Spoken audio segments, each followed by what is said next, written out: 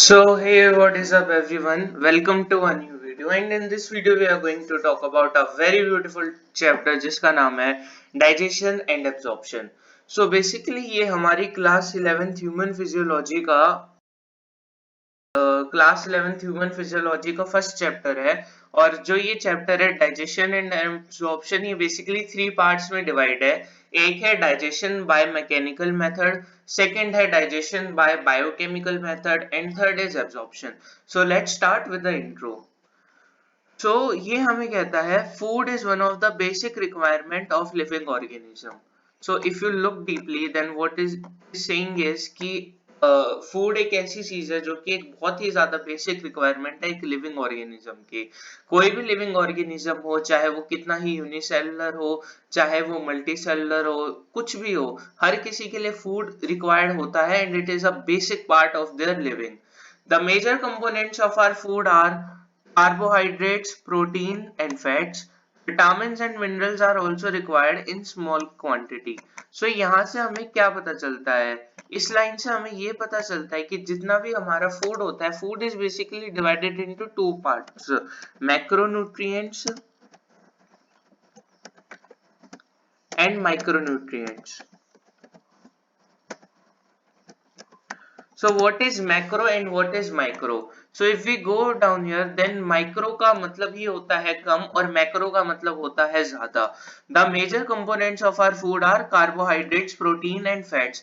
तो जो carbohydrates, protein और फैट है, ये एक ज्यादा अमाउंट में हमारी बॉडी को चाहिए होते हैं, इसलिए ये मेजर कंपोनेंट्स होते हैं और इनको हम कहते हैं मैक्रोन्यूट्रिएंट्स। जबकि विटामिन और मिनरल्स है, ये भी हमारी बॉडी को चाहिए होते हैं। They are also important but they are required in very less amount, so इसलिए they are known as micronutrients. Food provides energy and organic materials for growth and repair of tissues. So सबसे पहले ये start करने से पहले हमें concept जानना जरूरी है कि भाई आखिरकार फूड इम्पोर्टेंट ही क्यों है। तो वर्ल्ड में जितने भी चीजें हैं वो एनर्जी पे जीती है। एनर्जी फॉर एग्जांपल हमें अपना काम करने के लिए एनर्जी चाहिए होती है। आपके कोई भी इलेक्ट्रॉनिक डिवाइस है, उनको काम करने के लिए इलेक्ट्रिसिटी चाहिए होती है। एक सोलर पैनल को काम करने के लिए सनलाइट चाहिए होती है। तो कहीं ना कहीं हर किसी को अपने इंडिपेंडेंस या अपने एग्जिस्टेंस के लिए एनर्जी चाहिए होती है। फॉर एग्जाम्पल आप कभी ऐसा ट्राई करके देखिएगा कि आप एक हफ्ते या 10 दिन तक खाना नहीं खाएंगे। अगर आप खाना नहीं खाएंगे और किसी टाइप की एनर्जी या टैबलेट्स नहीं लेंगे तो आपके अंदर बिल्कुल एनर्जी नहीं रह पाएगी, और जब आपके अंदर एनर्जी नहीं रहेगी तो आप किसी भी प्रकार का काम नहीं कर पाएंगे एंड एट द एंड आपको डेथ फेस करनी पड़ेगी। So that is why food एक बहुत इंपॉर्टेंट चीज है, बिकॉज फूड प्रोवाइड्स एनर्जी। ये चीज हमें मार्क करके रखनी है, food provides energy and organic material for growth and repair of tissue. हमारी जो बॉडी ग्रोथ करती है, फॉर एग्जाम्पल जब आप 2 साल के थे और जब आप 20 साल के होंगे, आप अपने अंदर आप एक कंप्लीटली डिफरेंट बॉडी पाएंगे कि 2 साल के बच्चे में और 20 साल के आदमी में कितना डिफरेंस है। ये डिफरेंस कैसे आया? ये डिफरेंस फूड के वजह से आया। आपने जो फूड लिया, जो हार्मोन्स रिलीज हुए, जितना भी एक पूरा प्रोसेस हुआ, it led to this big change. The water we take in plays an important role in metabolic processes and also prevents dehydration in our body. आपको पता है कि हमारी बॉडी अराउंड 70% वाटर से बनी है। सो जितने भी मेटाबॉलिक प्रोसेसेस होते हैं उसमें वाटर बहुत इंपॉर्टेंट रोल प्ले करता है और हमें डिहाइड्रेशन से बचा के रखता है।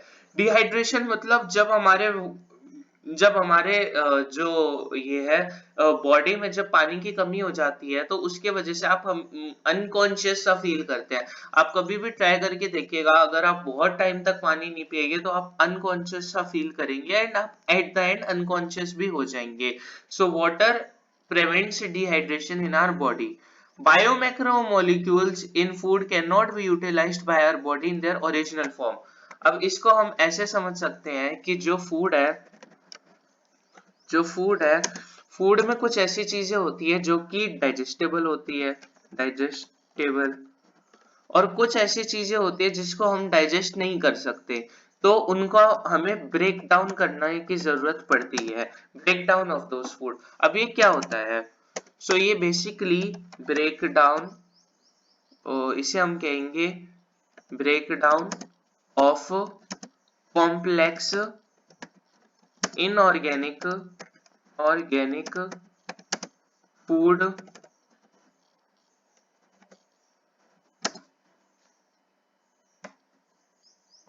complex inorganic food into simple organic compound. So basically क्या होता है, अगर हम डाइजेशन को ध्यान से देखें तो digestion is nothing but break down of complex inorganic food into simple organic compound. Complex inorganic food का मतलब, कॉम्प्लेक्स इनऑर्गेनिक फूड का मतलब वो फूड होता है जो हमारी बॉडी डाइजेस्ट नहीं कर सकती इन देयर ओरिजिनल फॉर्म. जैसे यहाँ पे पढ़िए, bio macro molecules in food can not be utilised by our body in their original form. इसका मतलब ये है कि हम उनके ओरिजिनल फॉर्म में उनको डाइजेस्ट नहीं कर सकते, तो हमें उस फूड के साथ कुछ ना कुछ करना पड़ेगा जिसके वजह से हम उसको डाइजेस्ट कर सके. They have to be broken down, जैसे मैंने यहाँ पे भी लिखा, break down of complex inorganic food into simple organic compound. So यहाँ पे हम मार्क कर सकते हैं, they have to be broken down and converted into simpler substances in digestive system. This process of conversion of complex food substances into simple absorbable form is called digestion. So digestion होता क्या है? Digestion is nothing but हम food लेते हैं, तो कुछ food ऐसे होते हैं जो अपने ओरिजिनल फॉर्म में जो डाइजेस्ट नहीं हो सकते और जिनका इंटेक हम नहीं ले सकते. सो उस केस में हमें उन कॉम्प्लेक्स फूड को तोड़ना पड़ता है सिंपल एब्जॉर्बेबल फूड फॉर्म में, ताकि वो हमारी बॉडी उस फूड को ले सके एंड फर्दर जो भी काम है वो कर सके. सो उस प्रोसेस को ही डाइजेशन कहते हैं. और डाइजेशन को मैंने बिगिनिंग में बोला था, डाइजेशन बेसिकली आपका क्या बोलते हैं, दो पार्ट में डिवाइडेड है. Number one is biochemical. इसमें जो आपके ग्लैंड्स के द्वारा जो हार्मोन सेक्रीट करे जाते हैं वो. Second is mechanical. तो इस वीडियो में बेसिकली हम मैकेनिकल मेथड के बारे में बात करेंगे. मैकेनिकल तो आप इस वर्ड से ही समझ सकते हैं. मैकेनिकल में बेसिकली हमारे जो ऑर्गन्स है उनका काम होता है. बायोकेमिकल में बेसिकली हार्मोन्स हो गए या किसी टाइप का केमिकल रिलीज हो गया उससे होता है. सो डाइजेशन बेसिकली दो टाइप के होते हैं, बायोकेमिकल और मैकेनिकल मेथड. इन दोनों मेथड से किए जाते हैं. is carried out by a digestive system by mechanical and biochemical method. मैंने आपको बताया मैकेनिकल वो होते हैं जो हमारे ऑर्गन्स करते हैं, एंड बायोकेमिकल मतलब किसी भी प्रकार का आपका हार्मोन हो गया या फिर आपका कोई भी आप ऐसे समझ सकते हैं हार्मोन हो गया या फिर कोई लिक्विड हो गया, कोई केमिकल हो गया, उसके द्वारा. General organisation of human digestive system है शोन बिफोर. अब हमने ये तो पढ़ लिया कि डाइजेशन होता क्या है. Digestion is the process of break down of complex inorganic food into simple organic compound. फिर हमने ये पढ़ लिया डाइजेशन मैकेनिकल बायोकेमिकल मेथड होता है. अब इस डाइजेशन के पूरे प्रोसेस को करने के लिए हमें कुछ जगह चाहिए होती है जिसको हम कहते हैं डाइजेस्टिव सिस्टम. डाइजेस्टिव सिस्टम एक ऐसी जगह है जहां पे बेसिकली अपना डाइजेशन होता है. अब डाइजेस्टिव सिस्टम के बारे में अगर हम जाने तो डाइजेस्टिव सिस्टम का नंबर वन पार्ट है एलिमेंट्री कैनाल. अगर देखें तो the digestive system consist of alimentary canal and associated glands. तो हमें कुछ नहीं पढ़ना, हमें सिर्फ एलिमेंट्री कैनाल, इसके अंदर जितने भी ऑर्गन्स है और उसके साथ हमने एसोसिएटेड ग्लैंड्स, जितने भी एसोसिएटेड ग्लैंड्स है, हमें इन दोनों चीजों के बारे में पढ़ना है. जब हमने इनके बारे में पढ़ लिया तो हमारा कॉन्सेप्ट पूरा कवर हो जाएगा.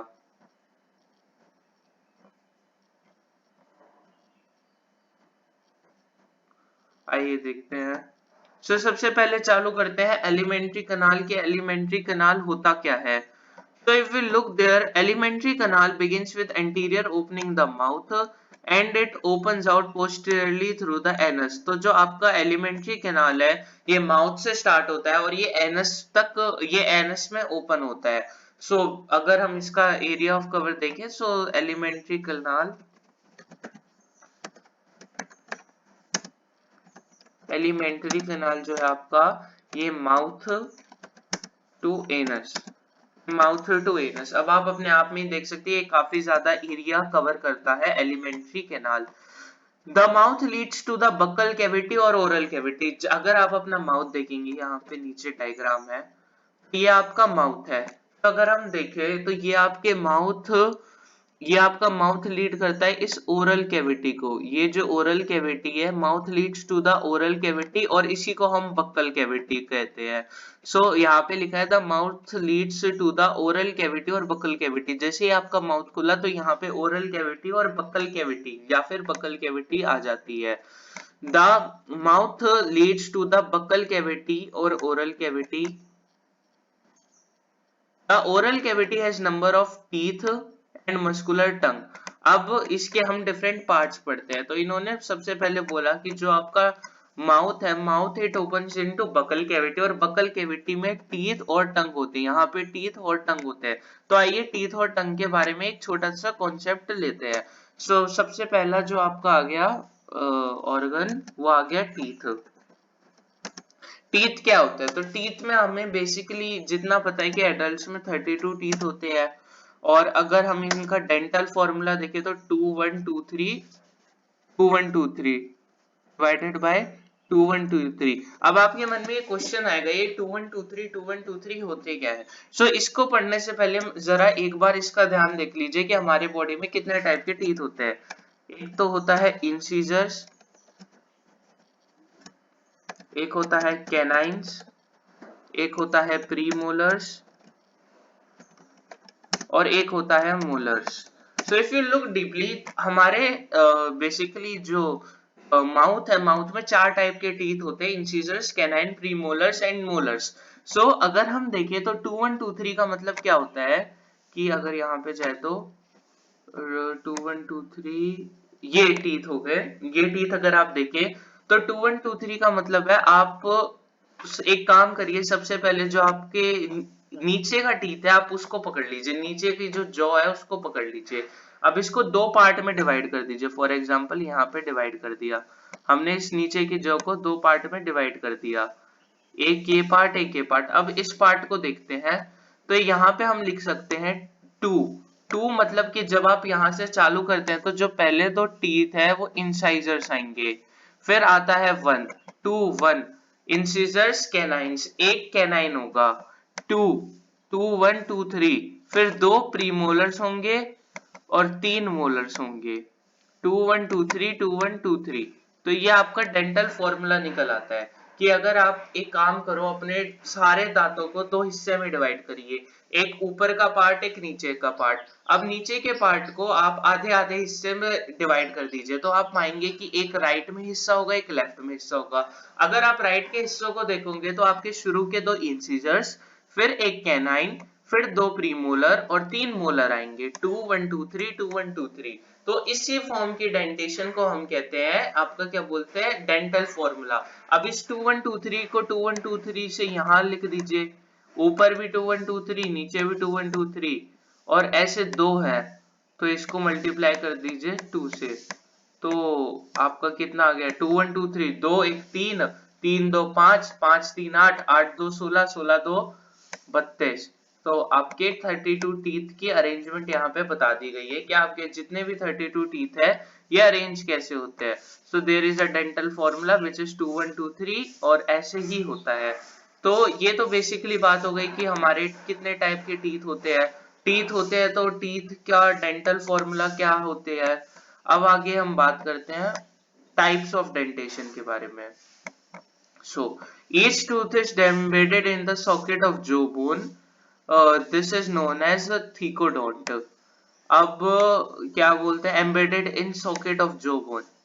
तो अब आप यहाँ पे देखिए, जो टीथ होते हैं, जो भी आपके टीथ होते हैं, तो ये जो आपकी एक जो बोन होती है, ये जो बोन में ये एम्बेडेड होते हैं। अगर आप यहाँ पे देखिए, इन दोनों के बीच में डिफरेंस अगर आप देखेंगे तो ये जो टीथ है, एम्बेडेड मतलब पूरा घुसा हुआ है, कि ये जो टीथ है इसके अंदर ये जो एरिया है, आप इसको कह सकते हैं सॉकेट ऑफ जो बोन, इसके अंदर पूरा घिसा घस डला हुआ है, जिसको हम एम्बेडेड भी कह सकते हैं कि बहुत प्रॉपरली जाता है। तो एक ऐसी टाइप की डेंटिशन जिसमें आपकी जो टीथ होती है वो एक जॉ बोन के सॉकेट में एम्बेडेड होती है, उसको हम बेसिकली कहते हैं थिकोडोंट। सो अगर हम यहाँ पे आए तो इंसिजर्स, कैनाइन, प्रीमोलर्स, मोलर्स, फिर हम आते हैं types of dentition. Types of dentition, number 1 आपका आ गया थिकोडोंट। नंबर 1 आ गया आपका थिकोडोंट। सो डोंट का मतलब क्या होता है? डोंट का मतलब होता है डेंटिशन। सो इसमें क्या होता है थिकोडोंट में? इसमें जो आपके वो होती है टीथ है, दे आर एम्बेडेड, स्पेलिंग में कोई मिस्टेक होगी तो माफ करिएगा, embedded in a socket of jaw bone. तो जो जॉ बोन है इसके सॉकेट में ये सारे टीथ एम्बेडेड होते हैं। सो हमारे पेपर में ये क्वेश्चन आ सकता है कि बोर्ड्स में आ सकता है कि tell the types of dentition, या फिर ऐसा आ सकता है कि ह्यूमंस में कौन से डेंटिशन होते हैं, कौन से नहीं होते। तो वो दे देगा एक थिकोडोंट है, वो पूछेगा आपसे क्या थिकोडोंट होता है, तो आपका आंसर होना चाहिए यस। इसको एक बार अगर आप फिर से देख ले तो थिकोडोंट वो डेंटिशन होता है जिसमें जो आपके दांत है वो embedded in socket of jaw bone. अगर आप अपना जबड़ा पकड़ेंगे जिसको जॉ कहते हैं, तो जॉ की आप देखेंगे कि आपके दांत को अगर आप थोड़ा सा हिलाएंगे तो वो टूटेगा नहीं। जैसे कि वो नहीं होता कि आप एक मैगी को लो, मैगी को थोड़ा सा दबाओ तो मैगी टूट जाती है, लेकिन आपके दांत के साथ ऐसा नहीं होता। आपका दांत एकदम जुड़ा हुआ है, आप अगर गिरेंगे भी कभी कभार तो वो आपका दांत नहीं टूटता। तो इसका मतलब ये है कि थिकोडोंट एक ऐसी डेंटेशन है जिसमें जो दांत है वो सॉकेट ऑफ जॉ बोन में एम्बेडेड है, और वो इतने अच्छे तरीके से एम्बेडेड है कि किसी भी प्रकार से वो आसानी से टूटते नहीं। फॉर एग्जाम्पल अगर वो एम्बेडेड नहीं होते, बस ऐसे ही लगे होते, लटके हुए होते, तो आपके दांत आसानी से टूट जाते। इसलिए थिकोडोंट डेंटिशन एक इंपॉर्टेंट रोल प्ले करता है ह्यूमंस में, खासकर मैमल्स में। दूसरा डेंटिशन हम पढ़ते हैं यहाँ पे। So let's go back. सो यहाँ पे कहा गया है each tooth is embedded in socket of jaw bone. This type of attachment is called thecodont. ये आप याद रखिएगा, पेपर में आ सकता है कि थिकोडोंट ह्यूमंस में पाया जाता है या नहीं, और क्या पता बोर्ड में हमें ये भी पूछ ले कि what is thecodont type of dentition. अब अगला पार्ट है majority of mammals including human beings form two sets of teeth during their life, a set of temporary milk or deciduous teeth replaced by a set of permanent teeth. This type of dentition is known as, आपका ये हो गया adult। अब आप यहाँ पे करिए forms, ये लाइन को ध्यान से रखिए, forms two set of teeth during their life. एक होता है टेम्पररी मिल्क या फिर एक होता है परमानेंट। सो इस कॉन्सेप्ट को अगर हम जानने की कोशिश करें तो बेसिकली ये कहना चाहते हैं कि आप हमारे लाइफ में डिफ्योडोंट, इसका नाम है डिफ्योडोंट,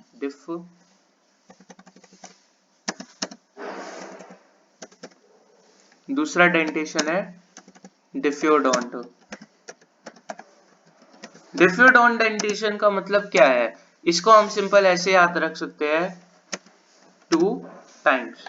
डिफ्योडोंट के लिए कोई ज्यादा कुछ याद नहीं रखना, हमें बस सिंपल सी चीज याद रखनी है, 2 टाइम्स। अब आपके मन में सवाल होगा कि 2 टाइम्स क्या है?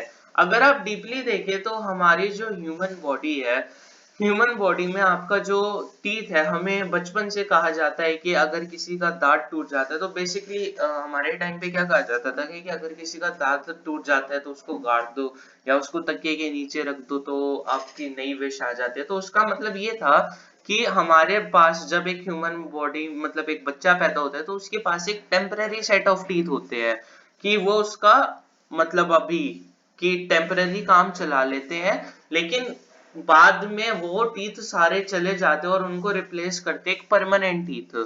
तो जैसे एक बच्चे का अगर टीथ टूट जाए, जो कि एक छोटा बच्चा है 10 साल का 5 साल का, तो इतना फर्क नहीं पड़ता क्योंकि हमें पता है कि भाई ये इसके बचपन के टीथ है, मिल्क टीथ है, डेसिडियस टीथ है, ये फिर से आ जाएंगे। वहीं अगर किसी 60 साल के आदमी का टीथ टूटने लग जाए तो उसको काफी प्रॉब्लम होगी, क्योंकि उसको पता है भाई ये मेरे एडल्ट टीथ है, एडल्ट टीथ बाद में कभी आएंगे नहीं, फिर उसको नकली डलवाने पड़ेंगे। सो डिफोडोंट डेंटेशन का मतलब ये होता है कि ये इसमें आपके जो टीथ है ये 2 टाइम्स आते हैं। एक तो टीथ आता है जब एक बंदा बच्चा पैदा होता है, उसके बिगनिंग में मिल्क टीथ है, डेसिडियस टीथ, और दूसरा टीथ तब आता है जब एक बच्चे का जब एक बच्चा एक एडल्ट बन जाता है, एंड जो आपके ये टीथ होते हैं एडल्ट टीथ, ये अगर टूट जाए तो ये वापस नहीं आते.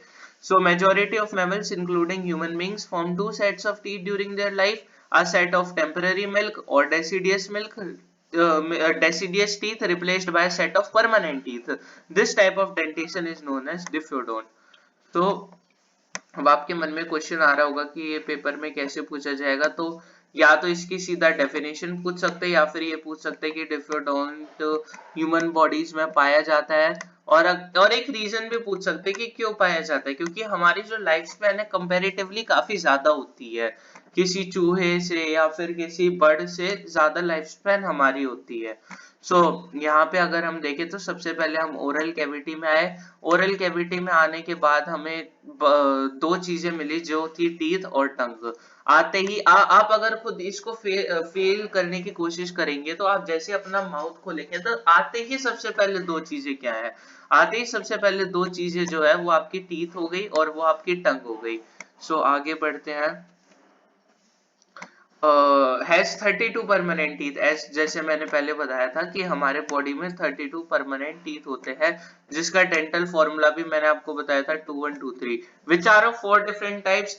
हेट्रोडोंट. अब आपका आ गया तीसरा फॉर्म ऑफ डेंटेशन. तो बेसिकली घबराने की बात नहीं है, तीन ही डेंटेशन है. एक हो गया thecodont, embedded in socket of jaw bone. Diphyodont दो लाइफ में दो बार आते हैं. अब तीसरा आ गया हेट्रोडोंट.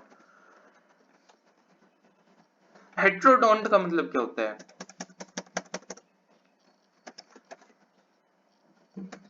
हेट्रोडोंट का मतलब ये होता है कि अगर हम चाहते, अगर भगवान चाहता है या जो भी है, तो हमारे बॉडी में क्या बोलते हैं, एक टाइप के टीथ ही होते हैं, लेकिन हमारे बॉडी में कितने टाइप के टीथ होते हैं? 4 टाइप्स ऑफ टीथ. तो हमारे बॉडी में अलग अलग टाइप के टीथ होते हैं. अब अलग अलग टाइप के टीथ होते हैं, जैसे कि कैनाइंस को अगर आप छुएंगे ना, तो कैनाइंस बहुत ही एक नुकीले टीथ होते हैं, वो किसी भी चीज को टीयर करने के काम में आते हैं. सो हेट्रोडोंट मतलब डिफरेंट, इसको हम ऐसे याद कर सकते हैं, different type of teeth. Hetero का मतलब ही होता है different, different types of teeth. और एट द एंड ये हमें हेल्प करते हैं, जैसे कोई टीथ होता है खाना पीसने के लिए, कोई टीथ होता है खाने को ब्रेक करने के लिए, कोई टीथ होता है खाने को वियर एंड टीयर के लिए. सो बेसिकली अगर हम टीथ के बारे में पढ़े तो बिगिनिंग से जाए तो हमने जो पढ़ा है, सो टीथ बेसिकली आपके 32 होते हैं. ये मैं एडल्ट के बारे में बात कर रहा हूँ, बच्चों के बारे में बात नहीं कर रहा. डेंटल फॉर्मूला याद कर लीजिए. डेंटल फॉर्मूला पेपर में पूछा जा सकता है. डेंटल फॉर्मूला है 2123, 21325 538. 8 को अगर 4 से मल्टीप्लाई करेंगे तो आंसर आएगा 32, जो कि हमारे ओवरऑल टीथ होते हैं. टीथ फिर चार टाइप के होते हैं: इंसिजर, कैनाइंस, प्रीमोलर्स और मोलर्स. इंसिजर, कैनाइंस, प्रीमोलर्स और मोलर्स, चार टाइप के टीथ होते हैं. इस टाइप के डेंटेशन को हम हेट्रोडोंट डेंटेशन भी कहते हैं. फिर अब बात आती है टाइप्स ऑफ डेंटेशन. तो तीन टाइप ऑफ डेंटेशन होते हैं. सबसे पहले thecodont. Thecodont embedded in socket of jaw bone, simple सी चीज. डिफियोडोंट लाइफ में दो बार आते हैं, एक होता है बेबी टीथ, एक होता है एडल्ट टीथ. फिर होता है हेट्रोडोंट. हेट्रोडोंट में 4 टाइप्स ऑफ टीथ होते हैं, और ये डिफरेंट टाइप ऑफ टीथ होते हैं. अब हम बात कर लेते हैं, एक बार अगर हमने बात ही करी तो एडल्ट का डेंटल फॉर्मूला होता है, एडल्ट का 2123 ये एडल्ट का फॉर्मूला होता है. लेकिन अगर बेबी के जो टीथ होता है उसका फॉर्मूला होता है 2102. एक जो बेबी होता है उसके जो मिल्क डेंटेशन होता है उसका फॉर्मूला होता है 2102.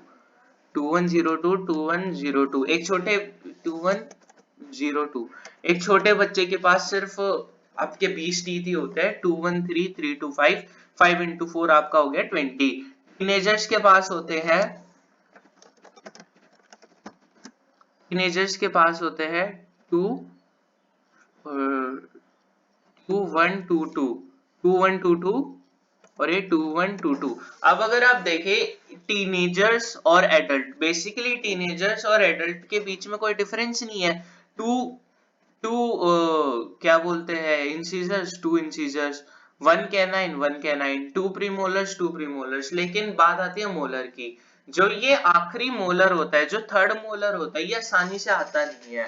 और इस टीथ को हम कहते हैं विजडम टीथ। हम कहते हैं कि अगर तुम्हारे पास ये टीथ आ गया तो तुम्हारे पास विजडम आ गई, तुम एडल्ट हो गए, ऐसा मान सकते हैं। सो अगर पेपर में आ सके what is wisdom teeth, so the third molar is known as the wisdom teeth। so हमारे 3 टाइप की डेंटिशन आ गई, थिकोडोंट, डिफ्यूडोंट, हेंट्रोडोंट। ये 3 टाइप की डेंटिशन आ गई और यही था टीथ के बारे में। इसके अलावा टीथ में कुछ नहीं है। which are of 4 types। Heterodont के बारे में मैंने आपको बता दिया। मैंने आपको ये भी बता दिया था इंसीजर्स क्या होते हैं, इंसीजर्स के बारे में पढ़ लिया था हमने। एक होते हैं कैनाइन, कैनाइन बहुत शार्प होते हैं, बहुत ज्यादा शार्प होता है। और इंसीजर्स काफी बड़े होते हैं। आप देखेंगे आपके बिगिनिंग के 2 दांत जो है वो काफी बड़े हैं। प्रीमोलर्स और मोलर्स बेसिकली ये तोड़ने के काम में आते हैं। या अगर आप कभी भी देखेंगे तो आप जो भी कोई बड़ी चीज होती है, आप उसको अपने सामने के दांतों से नहीं तोड़ेंगे, आप उसको हमेशा अपने बैक के दांतों से तोड़ेंगे। अगर आप कभी अखरोट भी तोड़ने गए तो आप हमेशा अखरोट को अपने आगे के दांत से तोड़ेंगे। Arrangement in teeth in each half of the upper and lower jaw. तो incisor, canine, premolar, molars 4 type के टीथ होते हैं। ये ऊपर नीचे प्रॉपर डिस्ट्रीब्यूशन होता है। जैसे कि अगर आपने एक कभी वो देखा हो कार्टेशियन प्लेन, तो कार्टेशियन प्लेन कुछ इस प्रकार होता है, ये एक्स एक्सिस और ये वाई एक्सिस। वैसे ही आप समझ सकते हैं कि ये ऊपर का हिस्सा माउथ का है, ये नीचे का हिस्सा। 8 यहाँ, 8 यहाँ, 8 यहाँ, 8 यहाँ, 8 8 8 8 32। तो 32 टीथ आपके हो जाएंगे इस प्रकार से। तो टीथ के बारे में बेसिक इंफॉर्मेशन ले ली हमने, आपको उसके बारे में बताया dental formula. And dental formula यहाँ पे बेसिकली गिवन भी है, जो कि है 2123 2123 2123। The hard string surface of the teeth is made up of enamel। अब आप में एक बात याद रखनी कि आपका जो टीथ है वो टीथ हार्ड होना चाहिए, आपका टीथ आसानी से टूट नहीं जाना चाहिए। तो the hard chewing surface of teeth is made up of enamel। तो जो ये सरफेस है ये किससे बना होता है, ये बना होता है भाई इनेमल से। इनेमल आपके बॉडी का वन ऑफ द, मतलब यूं समझ सकते हैं कि सबसे स्ट्रॉन्गेस्ट जो पार्ट होता है वो इनेमल ही है। इनेमल आसानी से टूटता नहीं है। Helps in the mastication of food, food को तोड़ना, फूड को चबाना। ये यहाँ तक हमने बात कर ली है टीथ के बारे में। सो अभी तक बेसिक चीजें नॉर्मल हमें क्लियर है कि टीथ इनेमल से बना होता है। टीथ में 32 टीथ होते हैं, एक एडल्ट में, एक बच्चे में 20 teeth. Dental formula 2123। Incisor, canine, premolar, molar 4 type के टीथ होते हैं। उसके बाद आपकी डेंटेशन 3 टाइप की होती है, हेट्रोडोंट, डिफ्यूडोंट, थिकोडोंट। हेट्रोडोंट जो क्या बोलते हैं 4 टाइप के अलग टीथ होते हैं। हेट्रो नाम से जाओ भाई, हेट्रो मतलब अलग अलग होता है, तो सिंपल सी बात है जो अलग अलग टाइप के टीथ होते हैं। डिफ्यो, डिफ्यो में डी आ रहा है, डी मतलब 2, डाई मतलब 2 होता है ना, डाई डिफ्योडोंट आप कह दो या डाइफायोडोंट कह दो। तो डाई मतलब 2, तो ये आपके लाइफ में 2 बार आते हैं। थीकोडोंट, थीको मतलब थिक, कहीं थिक एकदम बस लगे हुए हैं, तो thecodont, embedded in socket of jaw bone. अब इसके बाद हम आते हैं टंग के ऊपर।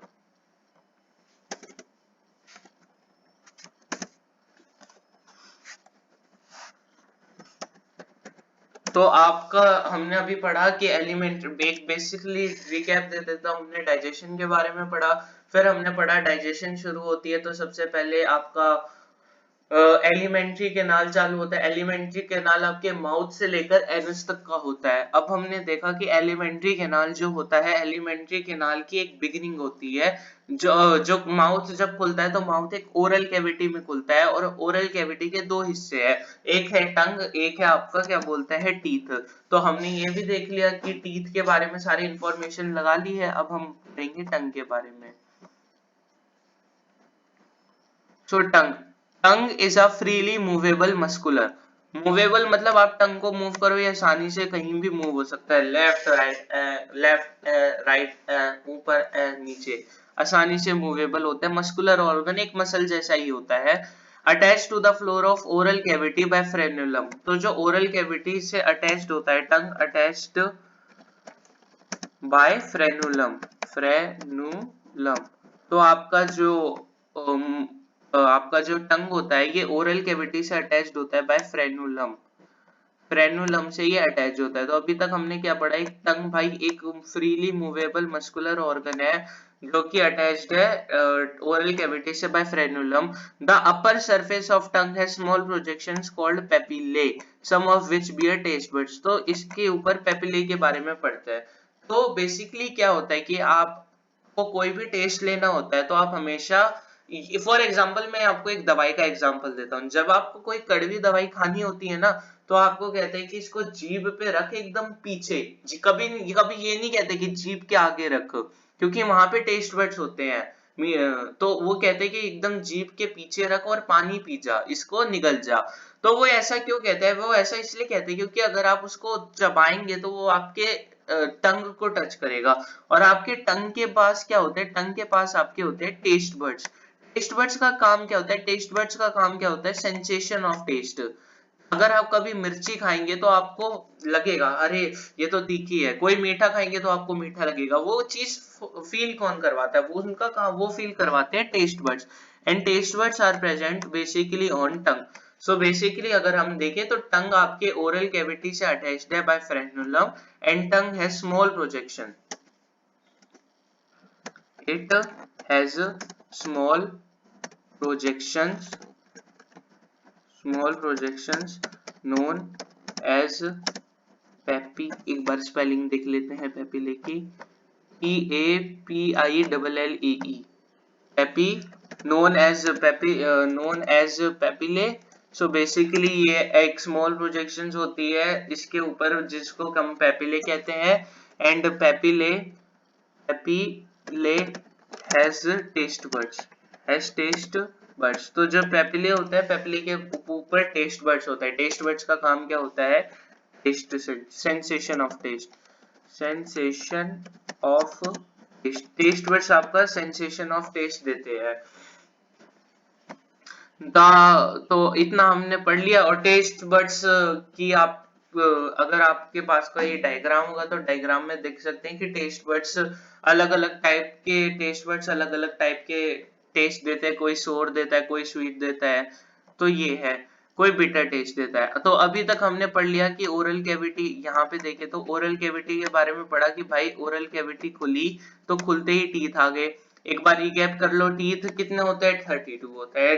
टीथ का डेंटेशन होता है हेट्रोडोन, डिफियोडोन, थिकोडोन, 2 1 2 3 डेंटल फॉर्मूला होता है। टीथ आई, टीथ के बाद आपका आ गया टंग। हमने टंग के बारे में पढ़ लिया कि टंग भाई साहब अटैच्ड होता है आपके फ्लोर से, जो आपका फ्लोर होता है, ओरल फ्लोर होता है, उससे अटैच्ड होता है बाय फ्रेनुलम, फ्रेनुलम से अटैच्ड होता है। और इसके ऊपर क्या बोलते हैं आपके पेपिले होते हैं टंग के ऊपर, जो एक स्मॉल प्रोजेक्शंस पेपिले होते हैं जिनके ऊपर टेस्ट बड्स होता है, और टेस्ट बड्स आपको टेस्ट देते हैं। फिर इसके बाद आता है the oral cavity Leeds into pharynx.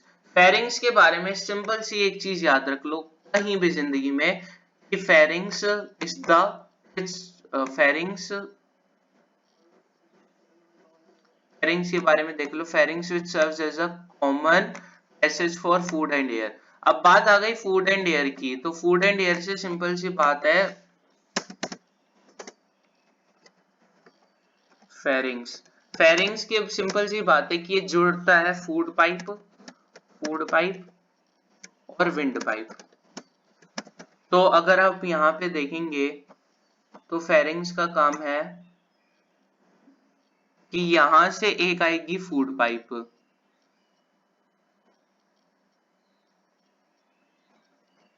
यहां से, अगर आप इसका काम देखें तो,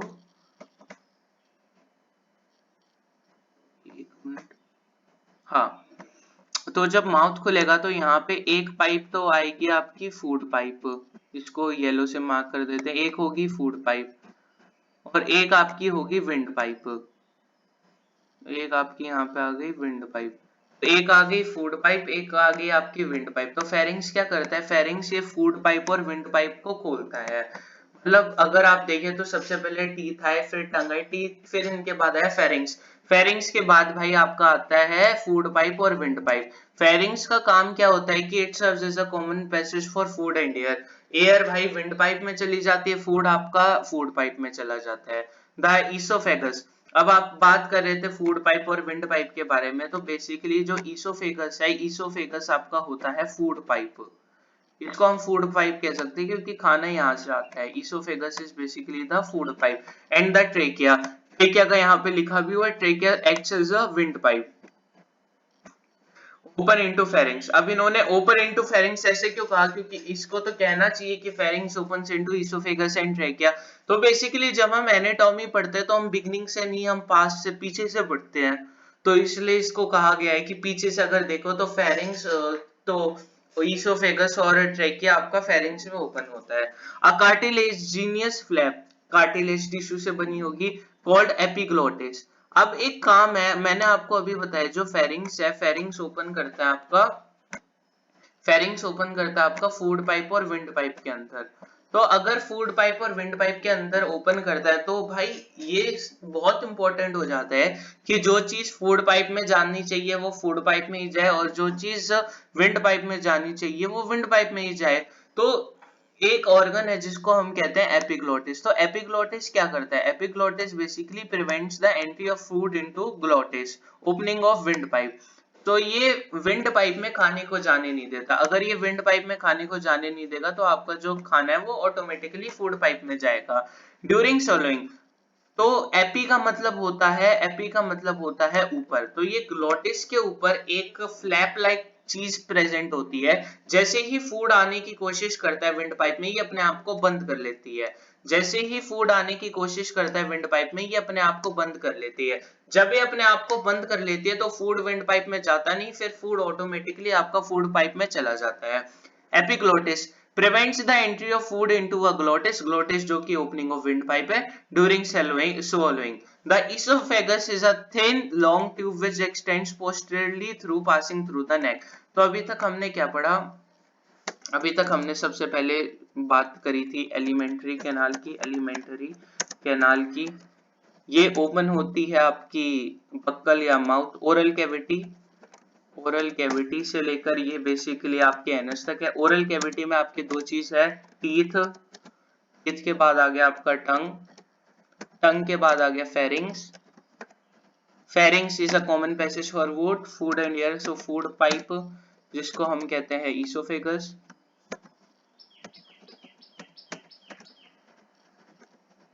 फिर उसके बाद आ गई आपकी विंड पाइप, विंड पाइप जो कि होती है ट्रैकिया। अब हमारी जो एंट्री है वो विंड पाइप में ना जाए, आपका जो फूड ना जाए, तो उसको हेल्प करता है एपिग्लोटिस, जो एपी का मतलब ऊपर, तो ये ग्लोटिस एक ऑर्गन होता है उसके ऊपर प्रेजेंट करता होता है, ये फ्लैप लाइक स्ट्रक्चर होता है, और ये एंट्री प्रिवेंट करता है एंट्री ऑफ फूड इनटू आपका विंड पाइप। ये हो गया। फिर इसके बाद हमने पढ़ा ईसोफेगस। अब हम डाइजेशन पढ़ रहे हैं तो विंड पाइप का काम है नहीं। तो oesophagus is a thin long which extend posteriorly passing through the neck, neck. अब हमने इस वीडियो में बेसिकली आपका पढ़ लिया है alimentary canal, oral cavity, teeth, tongue, pharynx, food pipe, wind pipe. अगले वीडियो में हम हमारा stomach, small intestine, large intestine, इन सब के बारे में पढ़ेंगे। So for this video it was here. Wait for the part 2. Thank you and have a nice day.